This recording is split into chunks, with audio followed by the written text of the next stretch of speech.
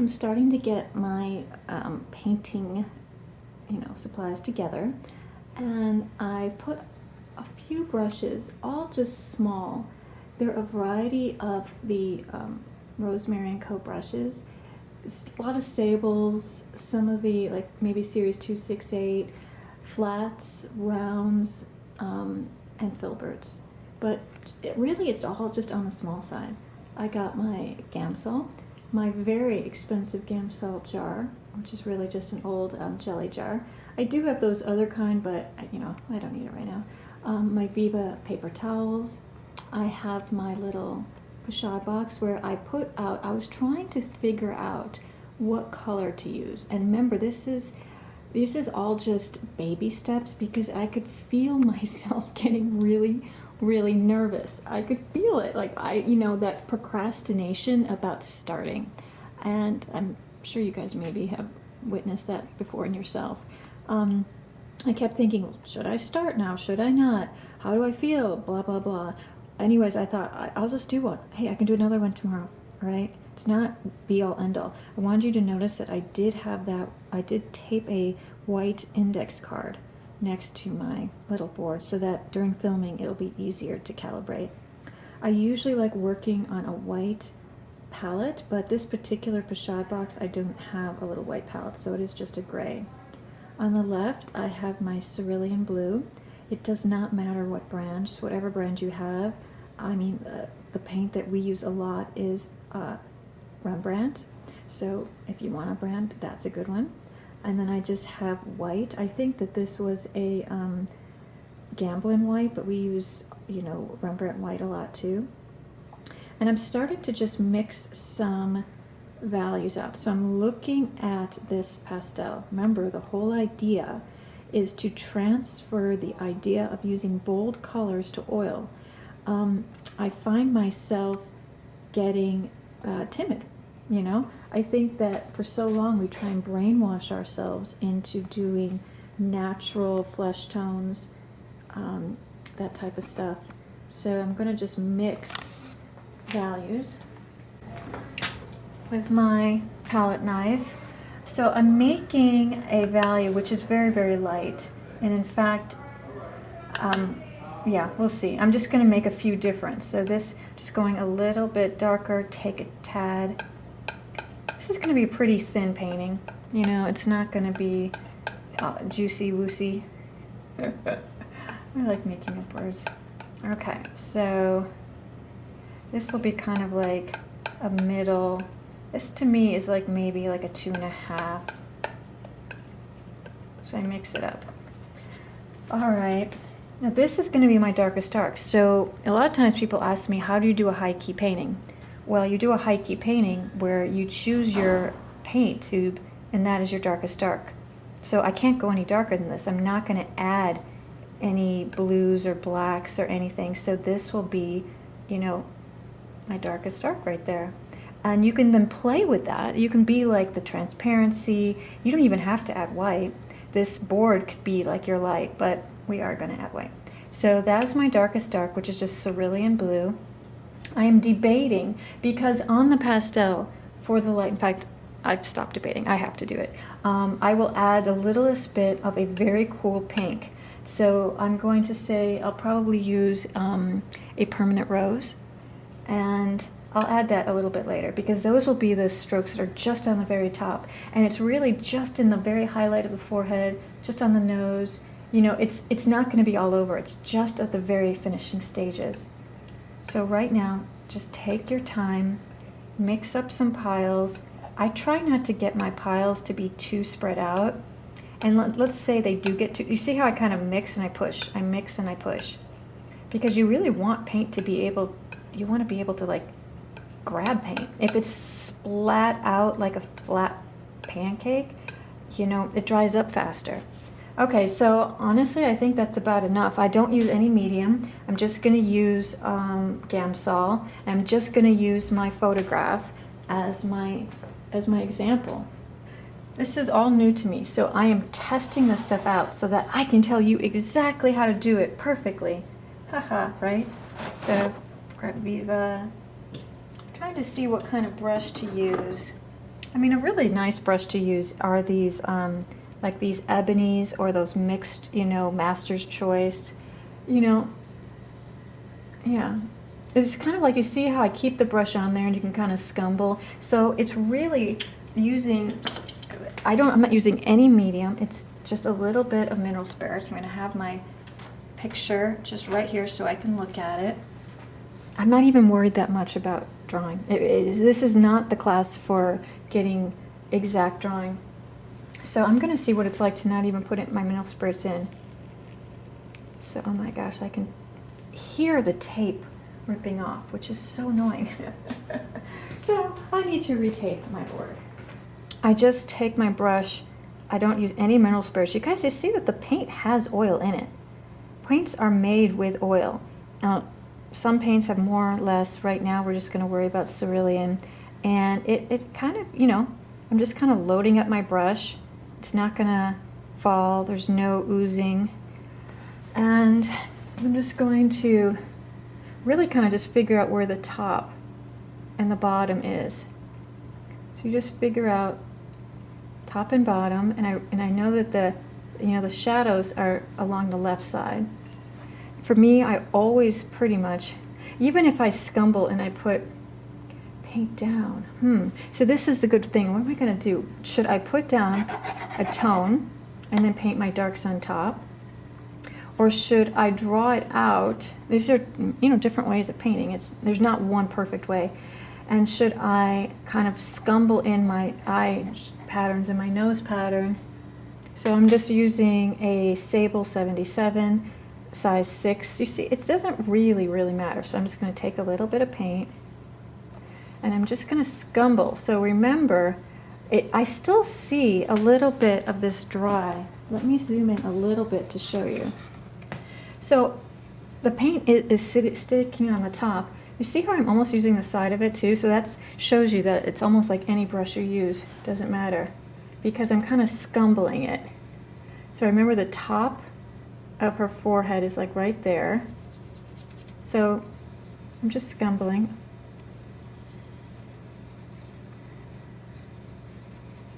And I'm using just the amount of paint I had on my brush. It's a dry scumble. So I'm not filling in these pores. And the interesting thing about it is the fact that I'm painting like this kind of makes it look like a pastel, because it's like this dry technique. I'm kind of just using the paint I have, pushing the paint that I have on it, which creates a thin, ghost-like blocking. Now, I can still kind of see the canvas through it. The fact that I've thinned the paint out so much, it looks slightly, like grayer than the actual paint. You know, like, see, look. See, that's just the value that I mixed on my palette. And that looks brighter, right? It's because I scumbled it out, that first it gets thinner and thinner and thinner, but then also the canvas is showing through a little bit. So now we're going to carve out the eyes. Remember, just doing the triangle of the face. So just using another Rosemary Series 81. This is just a size 6. I don't want you guys to get caught up with the exact same brushes.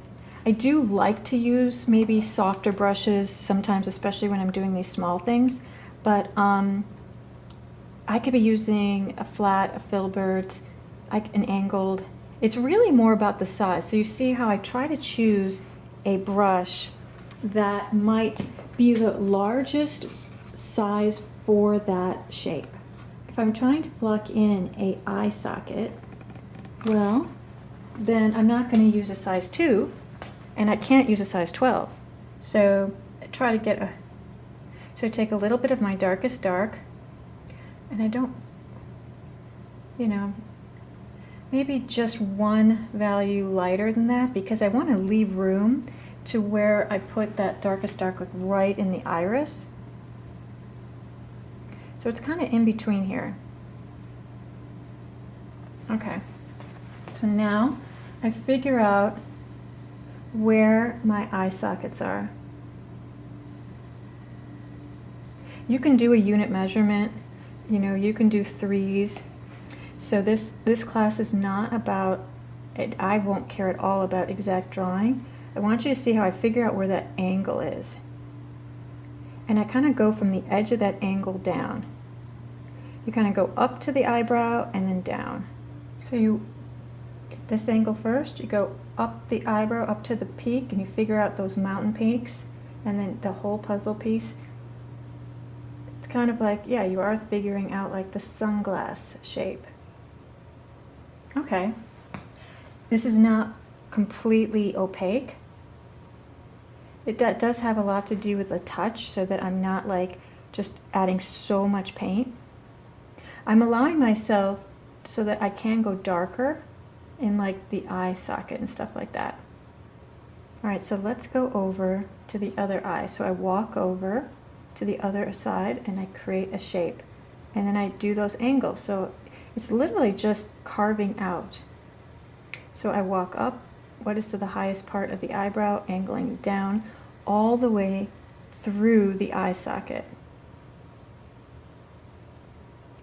You see how every time I touch the canvas, my paint gets lighter, because it's mixing with the paint that's underneath.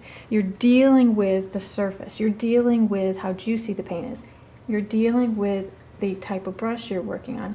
So there are so many things to think about.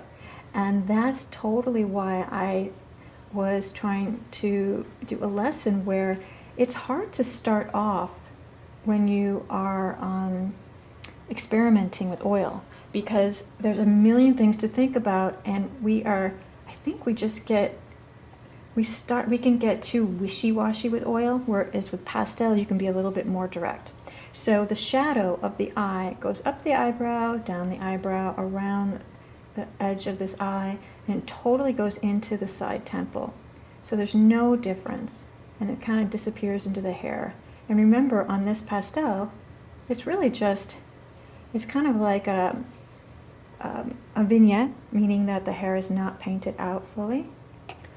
So just kind of carving around that cheekbone. So you just fill in, and the actual paint itself becomes kind of transparent. The next important thing is to go down and figure out exactly where the nose is. So I go to my drawing, and I put my brush up and I say, okay, exactly where does that tear duct come? So you like to put like maybe a little bit of a point, just a teeny little baby point of where the tear duct is in the eye. And then I go down, I do my vertical. I walk down, I figure out where the top of the wing of the nose is, and then where that shadow comes. Double check, double, triple, quadruple check. Because every time you put a brush stroke down, it sometimes just softening a brush stroke, you lose the drawing. So then I figure out exactly where the other side. So what I'm looking for is a strong shadow. Sometimes the wing of the nose can be slightly disappearing into the light. Well, grab the shadow, because the shadow is what is more concrete.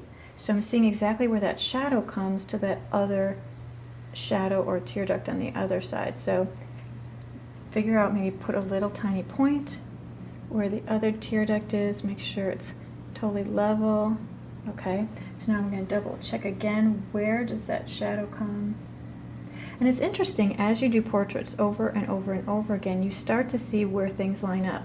And it's like some natural law of design that things do, not always, because there's multiple different kinds of faces, but in general, and that's, you can start to see that things line under, like this lined up underneath the tear duct.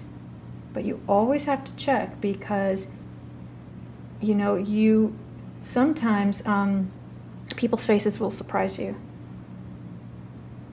So I'm using some of that mixture of that in-between value, and I'm just creating that little shadow right here. It's like, well, I'm not going to even call it a shadow, halftone.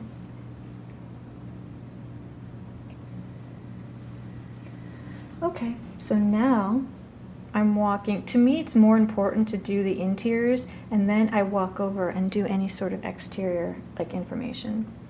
So I know this is the center of the face. So this is where the, that little cleft above the lip will be, that middle, and then that's where the middle of the lips are. So you're trying to, line it up. If it's a 3/4, you know that you're going to have a bigger eye here, see more of the nostril here, and have a bigger shape of the mouth. As things turn more abruptly, this eye gets smaller, this turns abruptly, and that turns abruptly. So I just figure out the distance between the shadow and the top of the lip. And I just figure out that shadow. So I'm really just copying the 5 darks of the face. The lips are definitely the softest thing. I'll figure out exactly where the edge of the lip turns. That will always tell you how abruptly it's turning. See how I go from that middle and I kind of soften up? I figure out where the top of the lip is and I kind of shade down just like I did the eyebrows. You get the edge of something and then you fill in. So now, there's the top. This is now I'm figuring out that middle mountain, and then I soften up, soften up, soften up. Do my vertical, oopsie. Oh goodness. Teaching and creates messes. Okay, getting rid of that. Okay, so you figure out that vertical. Sometimes I have to just jump into these paintings because I'm always nervous that they're just not going to turn out as well. It's a fear of failure or whatever, commitment, who knows. But I've told myself, remember, jump, jump, jump, that I can do this again. I can do it as many times as I want. And especially when you're working on inexpensive surfaces like this museum board. So 5 darks to the face. 1, 2, get this nose, 3, 4, 5. And then to me it's easier to figure out the distance here, and also the softening of between the mouth. Everybody has this. On women and on children it's a little bit stronger. But figuring out where the bone is, angling it up, so here's bone of the cheekbone, down, really trying to be as angular as possible.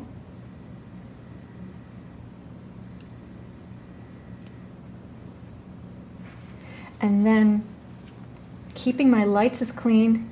I'll work on halftones once I get this all solidified.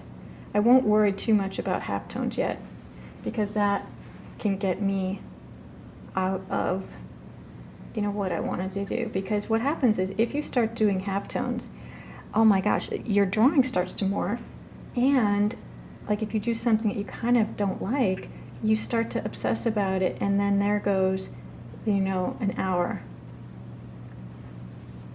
She's looking like she's frowning a little bit, but I'm not going to worry about it. I'm not going to worry about if she's frowning, because as I work on it, she's going to frown less and less and less. So her temple, this eye shadow goes directly into the temple, disappears into the hair. So we just just think of angles. Angles up and angles this way. So now I need to walk over. So that's where that angle is.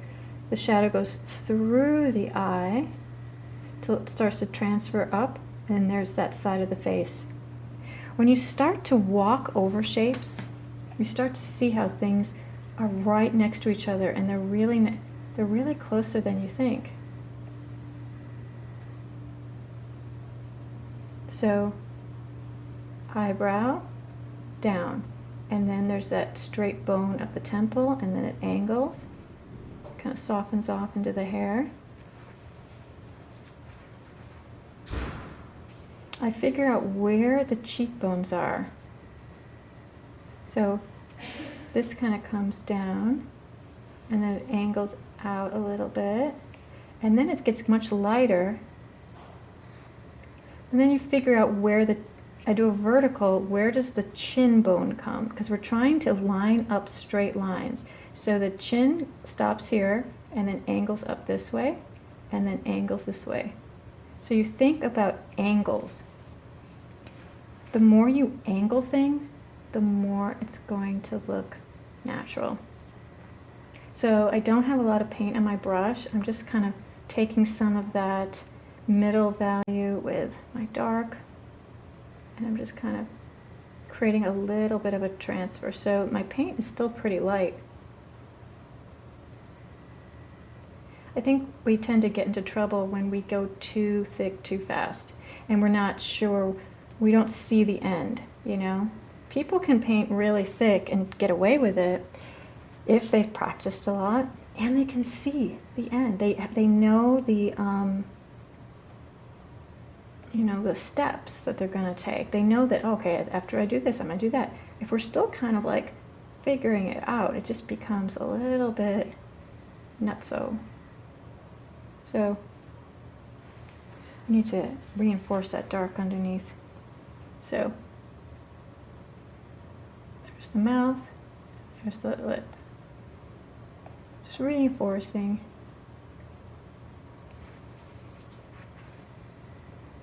I have to keep telling myself, Susan, this is not, don't judge yourself on it. It's the first time you're trying to do this painting from a pastel and trying to paint it as if you're thinking about the ideas that the pastel held.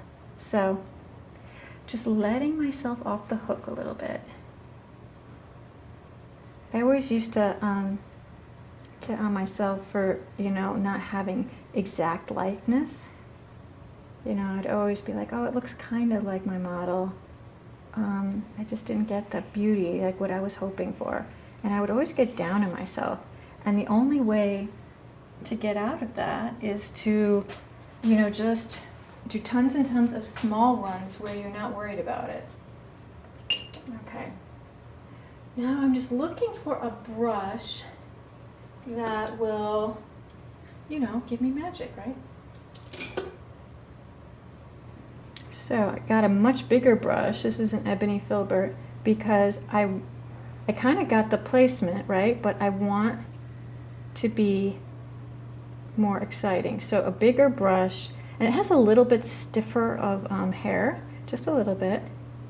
I just have the paint, see, just on the tip. So I didn't grab a bunch.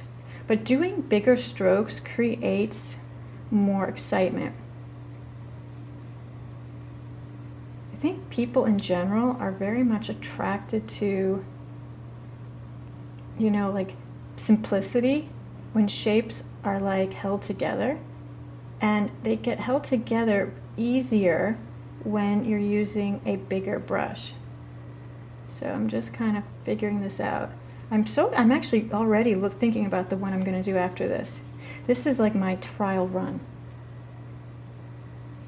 So simplifying, and that happens too when you're using a paint that has some oil in it, or, you know, can get pretty transparent if you scumble more. You don't want to touch the canvas too much with the paint because it's just going to get lighter and lighter and you know, less interesting.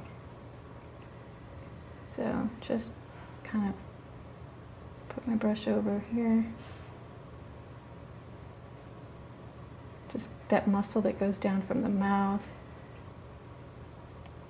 All right. So now I'm going to use just a little bit of that middle with the dark to create a halftone.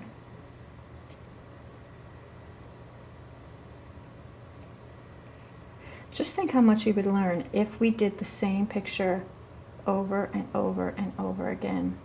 It's getting ourselves out of that mindset that you have to get it perfect the first time. And it's rare. So see, I'm kind of doing a halftone. I'm trying to keep my lights as clean as possible. I'm touching the canvas quite gently, so if you understand, so a little bit of that turning from the brow ridge going up. All right.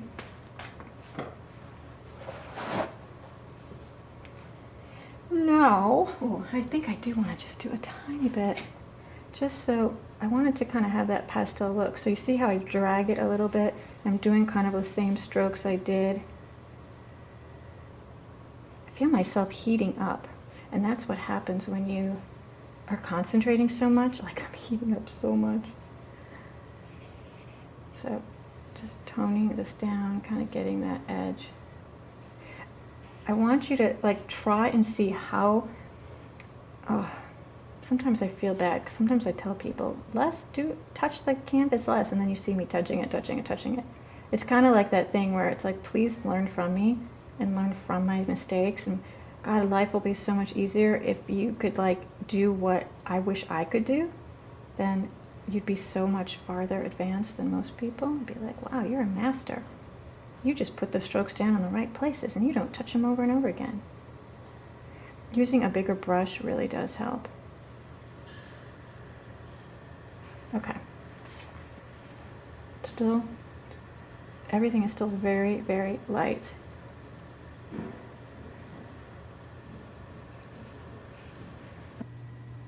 See my paint? I haven't even used that lighter version that I've mixed at all.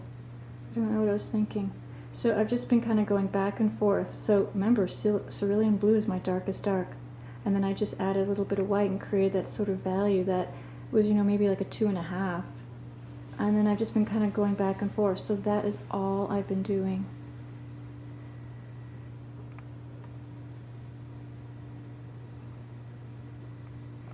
So now I'm just going to pop in a few of the darks and then just do a pink highlight. And this is going to be a very, very basic first try. I think what will be interesting is I will have multiple versions of this.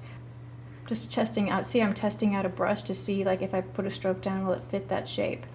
And this is series 272.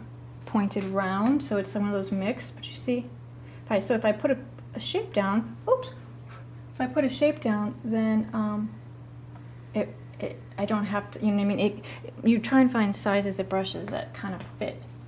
And I double check exactly, this is where you also double check everything, and you redo your verticals. You redo them, so I'm refiguring out. It's like a reminder, but once you get used to this, it's like a second. It takes no time at all.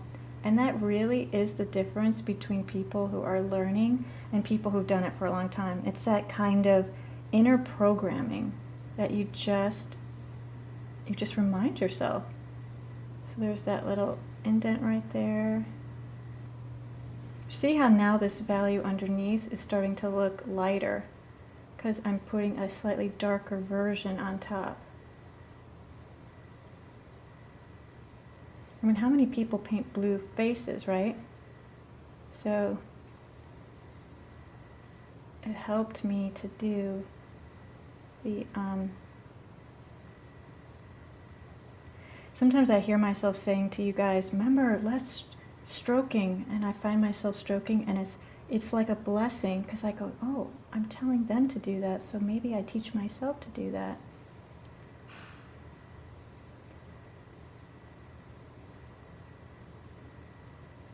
I'm trying to keep that value that's underneath as untouched as possible, right? It's the whole point, kind of, to have this sort of initial block in. So you see how this brush is kind of like, even though it's a small brush, it's sort of perfect to just sort of do these little medium darks on top of this.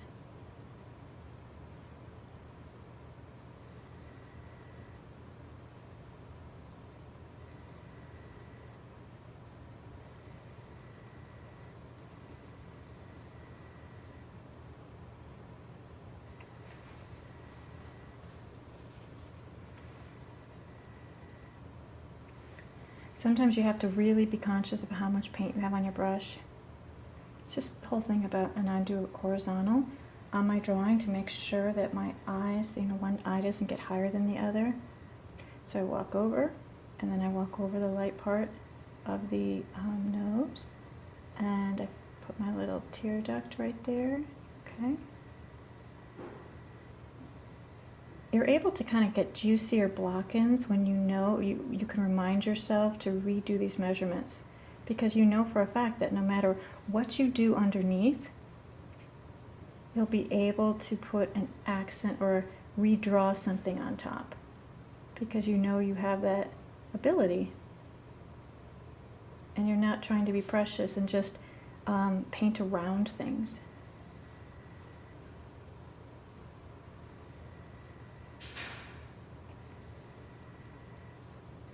See, now this looks too, like her little eyelid is over here, is kind of drooping.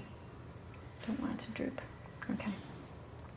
So this eye on the right is a tad lighter, because it's on the lighter side of the face, so it's just a tad lighter in value. But I still have to like show where the socket stops and starts. I still have to show all that. It's just not going to be as dark as over here.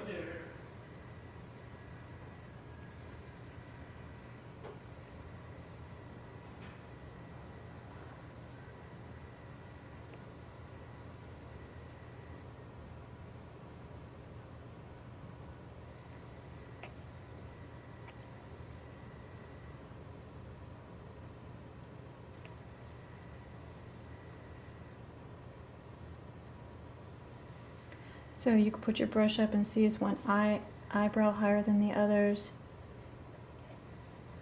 You know, just because somebody's eyes are in alignment doesn't mean their eyebrows are. That's what creates interest. That's the fun. Sometimes can be really fun when somebody has. I had a model that, in fact, when I've been doing pastels, she's stunning. God, I love her. She's one of my favorite models, Dakota. But she has one eyelid just a little bit lower than the other. Well, hey, I could change it, and I could make them both the exact, but it doesn't make her her. And I don't want to paint homogenizing. Is that the word? Homogenize people? Well, and so, you know, so sometimes, in all honesty, it almost looks like I'm doing it wrong, because one eye will have a highlight and the other one won't at all. But I'm like, well, that's because her eyelid is a little bit lower, and isn't that awesome? So, okay. So now let me go down to the nose. So you see how really now it's just getting to like almost like traditional oil painting. You're just filling in, and you're just kind of doing slightly darker versions over darker versions. So you have one value and then a slightly darker version to get those middle shapes on top of that. We've done multiple videos talking about that. So I'm not going to emphasize that. What I'm emphasizing here is getting out of our comfort zone to not paint the same thing, not choose the same colors. You know, I feel like I was killing my any sort of love of doing portraits. I really felt like, am I going to give up art because cannot just mix flesh one more time. It actually excites me to paint a blue face, you know? So I'm just trying to do this underneath her eye. She has a teeniest bit stronger, remember, this is on the shadow side, so a teeniest bit stronger shadow over here. But I'm constantly telling myself, less, less, less, less, less. Try. And sometimes if you get a little bit too much paint, you see, you can slightly just, since I'm not painting super thick or opaque, all I need to do is scrape off a little bit of the paint. So now, remember now you can, so I'm just kind of tying that in. Now I figure, and I do my vertical, and I'm looking at the pastel, and I'm going straight down, and then she has a strong little shadow right here, right underneath her nose. So I'm trying to create this triangle, and then fill it in and walk. See how far up the nose does it go? Where does it? I'm not looking for nostrils. I'm looking for these little puzzle pieces that show me how her distinctive nose is. How high does it go? How wide does it go?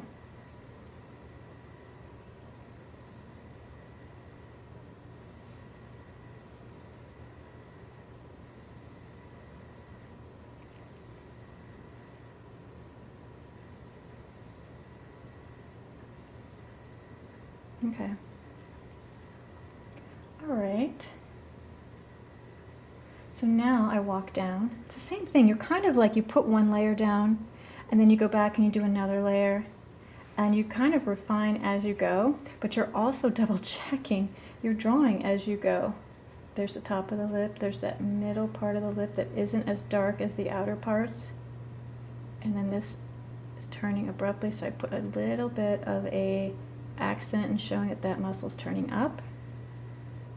And then I walk over that middle to the other accent, and then I just soften it up as that muscle goes up.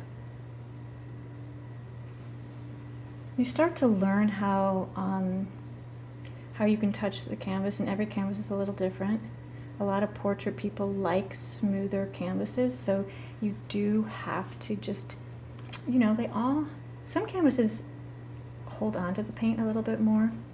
It allows you to kind of drag it, it soaks it up. And then some canvases are very slick.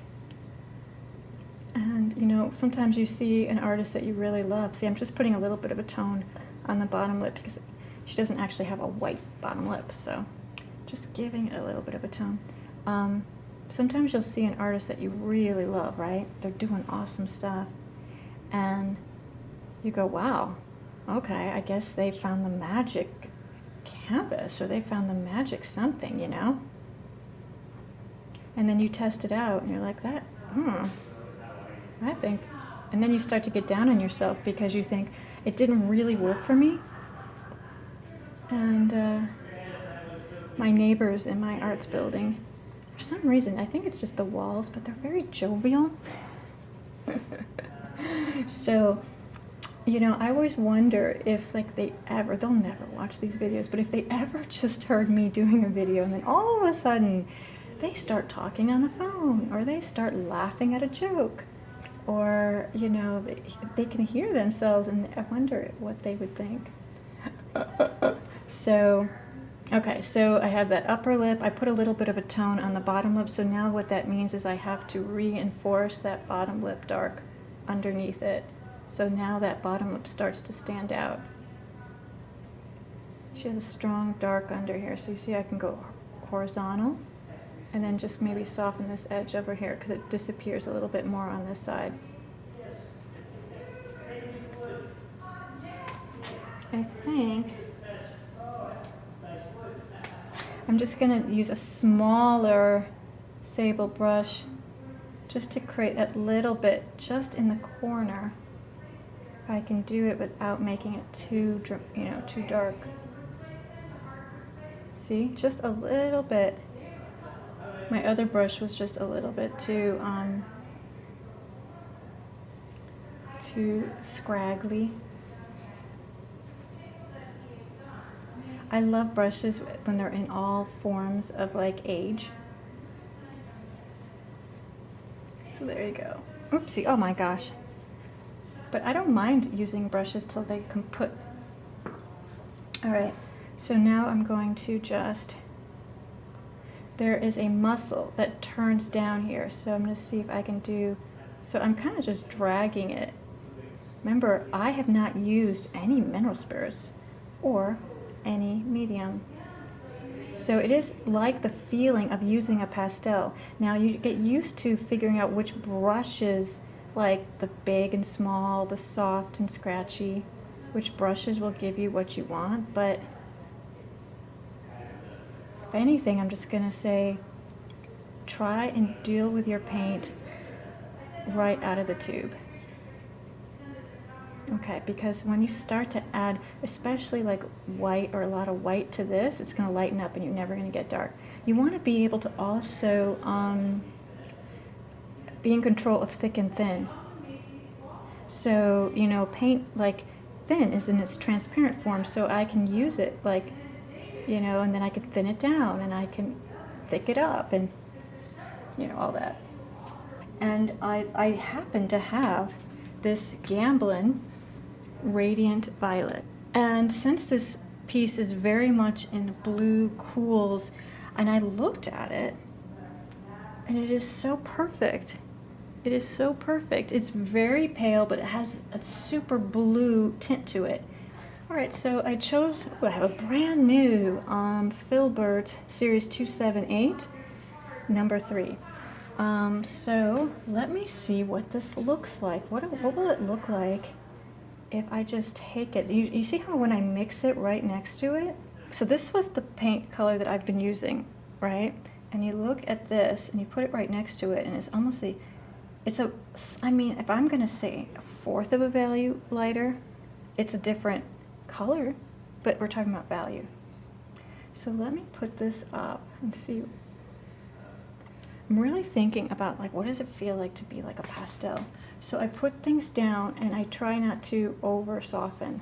So I just have a little bit of this violet right on the very part of her forehead where the light gets it. See how I kind of drag it? So just kind of slightly dragging it over this lightest part. Just dragged a little bit. Let me just put a little bit of a, see, once you do a little bit thicker of a stroke, the light shows up more. So thick and thin. So I'm just kind of dragging this down. What I really hate is when I soften things too much. It's okay to soften things a little bit, but when you soften them too much, I don't know, I'm getting like really grossed out by it. So I want to see strokes. You know, that's kind of also why I'm doing pastel, because I want to see the strokes. A little bit on the top of her cheek. Touching really gently. Kind of, she has a little bit stronger of a highlight right here where there's bone. And then it comes down to the point. Figure out exactly where the point is. The point usually, the funny thing is the point is usually higher than people think. Okay. So I'm thinking that I'm using my brush almost like a pastel. I fill in so that I don't see, you know, there's a solidity to the skin tone. So there's the littlest bit right there, just that little bit on the very part of the lip that comes closest to us on top. You see how I just do that little bit right there? And then for the highlight on the bottom lip, I'm trying to think about the relationships. So maybe the highlight on the bottom lip is not as bright as like the nose. So then just put a little bit there. So I'm just kind of softening this right here.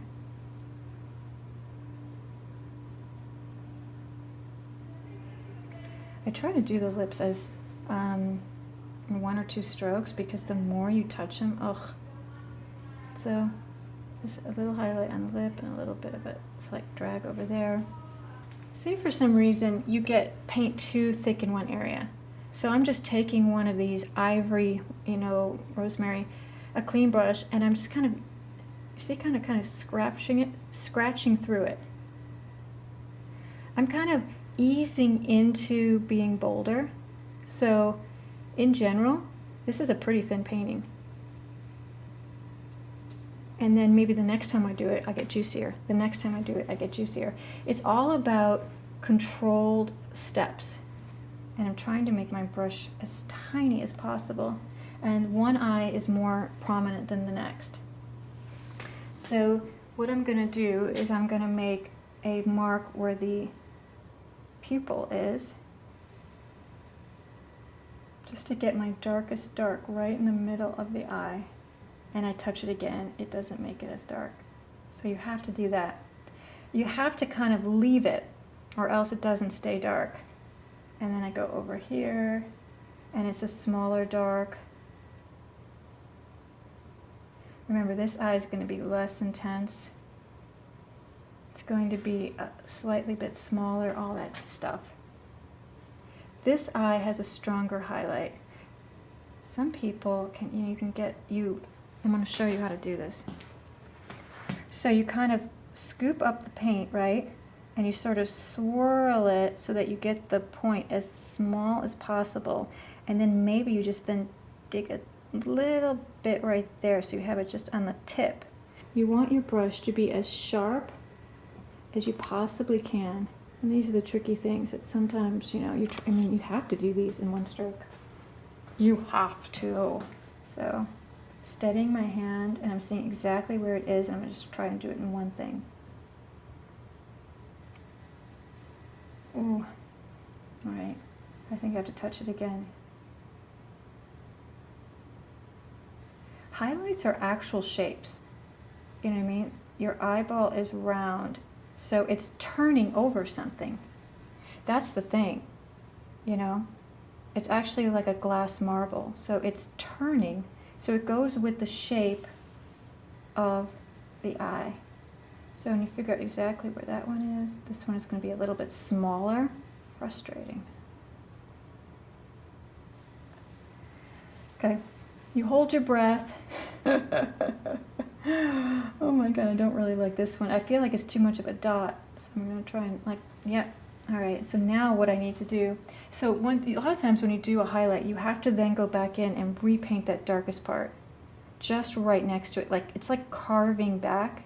So I'm taking my brush and I'm just going to carve back.